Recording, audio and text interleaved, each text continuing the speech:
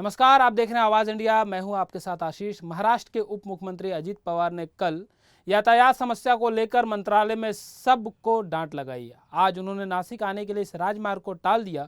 उन्होंने हवाई जहाज से नासिक आना पसंद किया।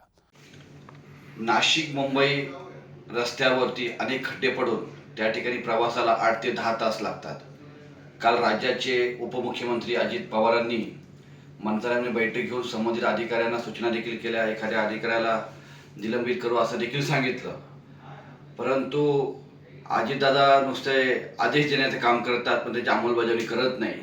आज ते नाशिक जिल्ह्याच्या दौऱ्यावर जात असताना स्वतः हवाई मार्गाने नाशिकला जाण्याचं काम केलं। पण प्रत्यक्षात सर्वसामान्य नागरिकांना त्या रस्त्यावर जात असताना किती समस्यांचे हाल आणि वाहनांचे किती नुकसान होते, शरीराला किती वेदना जाणवतात, हे अनुभव जर घेतला असता तर ते खरे ठरले असते।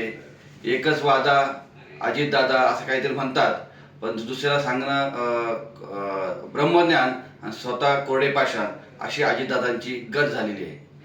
वरिष्ठ संवाददाता विनोद कांबले की रिपोर्ट, आवाज इंडिया, मुंबई।